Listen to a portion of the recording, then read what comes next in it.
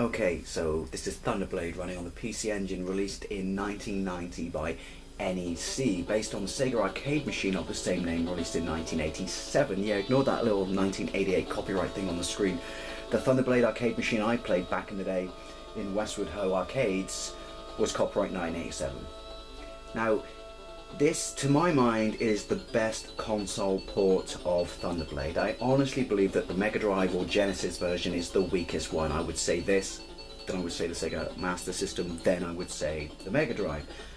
I think they took too many liberties with the vertical stages on the Mega Drive. I mean, I know technically it's considered a follow-up because it's Super Thunderblade, but it's pretty much based, you know, all the level structure is based on the arcade machine. So why they didn't at least try and sort of replicate the vertical stages, at least a city stage, which they seem to miss out entirely in vertical form, you know, why didn't they try and replicate the technology of the arcade a little bit more? I don't know. I mean, this does, although you can't fly to the ground and fly back up, but at least they tried to give the buildings a sense of, you know, height and depth.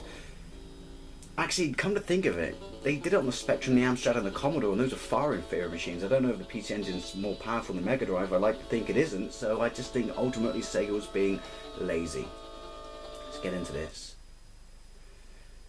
Blatantly, they stole thunder, no pun intended, of Blue Thunder. I mean, look at the helicopter.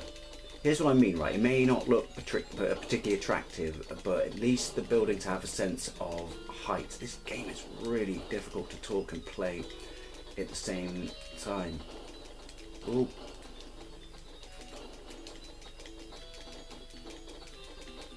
I don't know what it's like on the Amiga or the Atari ST. I'd like to, well, it must be better than this. I mean, I don't know.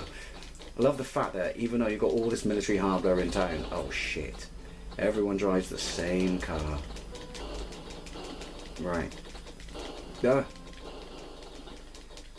How do you get this much hardware downtown? Do you know what I mean? At some point people must have started to notice that there was a trickle of tanks and shit coming into their town. Alright, here we go. Now, I will concede the fact that the sort of, you know, non-vertical flying into the screen stages are superior on the Mega Drive. But I, even in the arcade, always thought they were the weakest levels.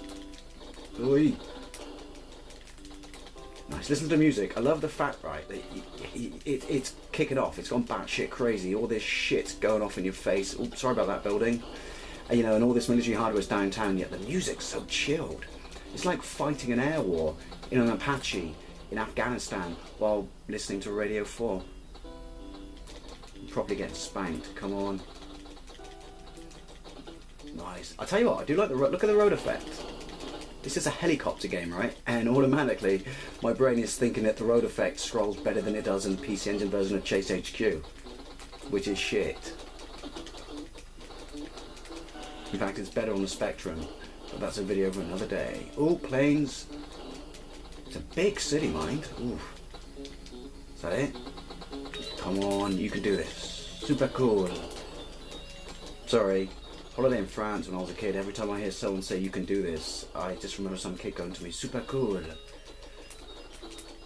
Yeah, random. Ah! Hey! My hand's probably cramping up, but that might not be the game's fault. That might actually be the PC Engine is not the most comfortable joypad in the world. There we go. I love the fact that we're in a desert, apparently, in a city in a desert, and the horizon was more city, but now we've just hit the ocean. Actually, there's me bashing the Mega Drive version, but weren't we supposed to go through like caves and stuff? So I guess ultimately they both took liberties. But nah, I still prefer this one. I guess it's a question of, you know, personal preference. Ooh, shit. This boat's packing some fucking hardware, mind.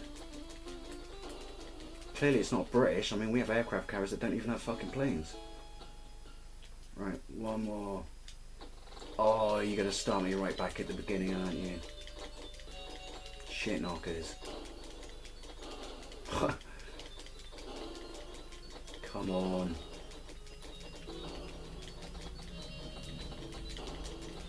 I really, really wish this pad had a proper turbo function.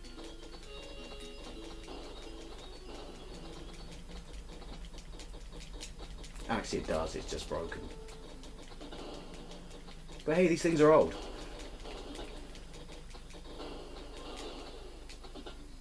Fuck. Whee. It's got a distance thing at the top, I never noticed that before, like a Chase HQ. Noise is epic.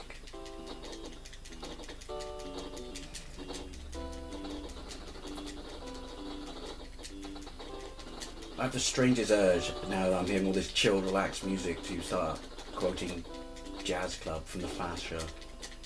Nice. Ooh. Doesn't mess around, mine, does it? Can I land? You could actually land in the arcade. You could completely stop, in fact. I mean, you basically got shot in the face, but at least you have the option. If you wanted to get shot in the face. Ooh. I'm really not using rockets, am I? Oh, shit. Well, there you go. I'm going to call it quits there. Thunderblade on the PC Engine. Don't let the fact that I suck at it fool you into, you know, not understanding that it's an absolutely fantastic version of the arcade machine. Anyway, thank you very much for watching, and I'll see you later.